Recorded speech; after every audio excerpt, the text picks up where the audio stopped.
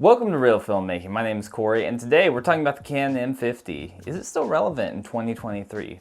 The short answer is yes. Kind of. Now, this is an episode I've wanted to do for a while. The Canon M50 is really a special camera to me. It was the first camera that really got me into videography and photography.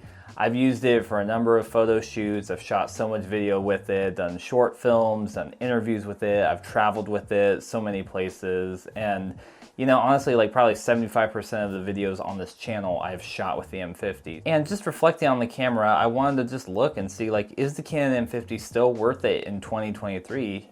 Particularly even since, like, you know, Canon has come out with its replacement, the R50. So a little bit of history context before we jump into talking about the camera. The M50 came out in 2018. And I like to describe it as like it was lightning in a bottle for Canon. Like this was at, you know, the height of like vlogging was super popular and people were traveling and doing all these travel videos and stuff. There weren't a lot of kind of entry level cameras that could do all the functions and stuff that the M50 could. So when the M50 came out and it had like solid autofocus and all these different things that people were looking for in a vlogging camera, it took off. Everyone and like their cat had an M50. It was like the talk of the town. Even to this day, a lot of people say that the M50 was Canon's best-selling camera ever, like hands down. You know, Canon's never going to reveal those numbers. I don't think we'll ever see them in this lifetime, but you know, if I was a betting man, I would say it's definitely in their like top 3. So there's tons of videos that talk about all the specs with the M50, and I've even done a number of videos on my channel where I kind of dive into more of the specific functions of the camera. But in this video, I just wanted to do like a simple pros and cons list, talk about the strengths and weaknesses of this camera, particularly in 2023. So jumping straight into the pros, I think one of the biggest strengths of this camera in 2023 is the price. I just was looking at places like Facebook Marketplace, eBay, you know, some used camera sites, and I was finding the original M50, not the Mark II, but the original one, anywhere from $300 to $400, sometimes included like with a kit lens or some other accessories and stuff, and that is a steal. If you're getting into photography or wanting to make video for social media, like making a YouTube channel, any of that sort of stuff, this camera is amazing. And to get it for that price, like $300 to $400, like that's awesome. The next big pro about this camera is the image quality. This camera delivers like a beautiful image. It gives you a lot of great RAW and JPEGs when you're shooting in photo mode. You get those classic Canon colors that everybody talks about. And I've done a number of photo shoots with this camera and like been really happy with it, you know, pairing it with like different types of glass for different things. And yeah, I'm very, very pleased with the image coming out of this camera. On the video side, you know, there's different profiles that you can set the camera to shoot in. Like I like the neutral picture profile. And you know, you can do stuff like CineStyle and other things like that. But yeah, it gives a very pleasing image. Another pro of the camera is if you're someone who likes to travel, the camera is really small and compact. It will fit into a bag or a purse, backpack super easily. I keep my camera in a cage, so sometimes I forget actually how small it is, but it's really great to travel with. Another pro is there's a lot of different lenses that you can use on this camera. You can use some of the native EFM lenses, some made by third parties, and then you can adapt all of Canon's EF glass to this camera, which really opens up a ton of possibilities. You can put some professional level glass on this camera and you can get some really good looking images. The M50 also has some extra features that are really handy. You can use it as a webcam, you can control it wirelessly with an app on your phone. It's got digital image stabilization to help you like even out your shots.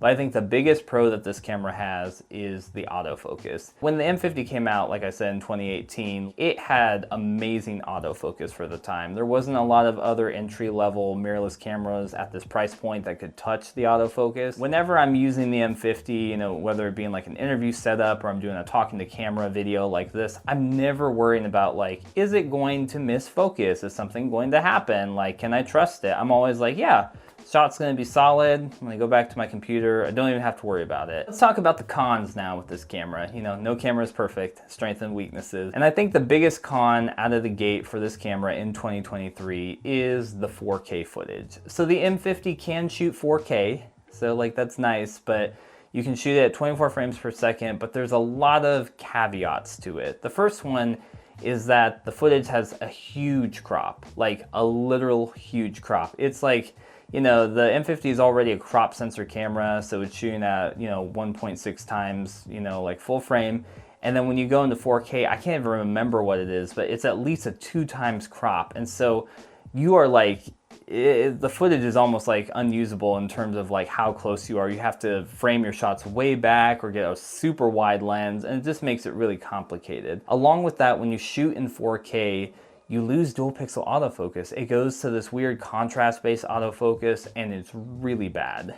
Like, you know, I try to be like, oh yeah, like it's kind of usable. It's not usable at all. It's really bad. So those two big things make 4K footage like really hard to get out of this camera. Like, you know, you can upscale the 1080p footage through, you know, your editing program or even like other tools that are out there now. But if you want good like native 4K footage, this isn't the camera that's going to do it. I talked about the lens mount in the pros, but I'm going to also put it in the cons here. The camera uses the EFM Mount system, and for all intents and purposes, the EFM Mount is dead. Like, Canon hasn't officially said that it's dead, but they've slowly just backed away from the EFM line of cameras. They're not making any more lenses. Honestly, I think Canon like announced a few years ago that they were gonna make some more EFM lenses, and then they just like were silent about it. There's third parties that have made lenses, like I mentioned, Viltrox and Sigma. They have really great lenses for the EFM Mount, but basically, if you're going to be shooting with these EFM cameras, your best bet is to adapt older glass. And that's not a bad thing. Canon has a ton of really good like EF glass. You know, I'm shooting with a Sigma 18-35 right now. It gives me a really beautiful image. But just know that these lenses on the EFM mount are not going to have like the latest and greatest tech like some of the RF lenses have. And this last point might not be a huge deal for a lot of people, but because I like to do a lot of like color grading and color correction in post, it is for me. And that's, the camera only shoots in 8-bit. 8-bit versus 10-bit color, it's literally the definition of like millions of colors versus billions of colors. And so if you're trying to do stuff like a light color grade or even just kind of push and pull colors in post, when you have 10-bit footage, like it goes a lot further. When you have the 8-bit footage, it tends to break up really easily, and it's kind of like what you shoot in camera is what you get. So if you want to do stuff where you're doing more like aggressive grades or like manipulate the colors, it's like you're not going to really be able to do it with the footage out of the M50. It doesn't mean the footage looks bad, but you're not really going to be able to color correct and color grade it. We've gone through the pros and we've gone through the cons. So who's this camera for? And like I said, is it relevant in 2023? If you're someone who wants to get into photography and videography, like I said, if you want to start a YouTube channel, do a lot of stuff for social media, whether that's like pictures or video, I think this camera is a slam dunk. Like for the price point, like I talked about, $300 to $400, it's just hard to beat this camera. Like it's so good. It can do so many things really well. It's really versatile. It's really light to travel with. You can adapt more professional glass to it. It's really kind of a no-brainer. I think this camera is also great, like if you're somebody, you know, like you're working in production or videographer and you're looking for like a good behind-the-scenes camera. It's totally great. I've used this camera as a behind-the-scenes camera when I'm on production, when I'm on set. I've even used it sometimes as like a B cam, like for a second in like an interview, and it's done a great job. M50, I think it's still relevant. I still think it's got some life left in it. I want to know your thoughts. Let me know down in the comments. If you found this video helpful, if you liked it, make sure to give it a thumbs up. Subscribe to Reel Filmmaking for more content coming about cameras, creative process filmmaking, all that good stuff. And until next time, keep making movies and watching movies, and I'll see you, Reel Filmmaking. Also, let me know what you think about the new setup in here. Catch you later.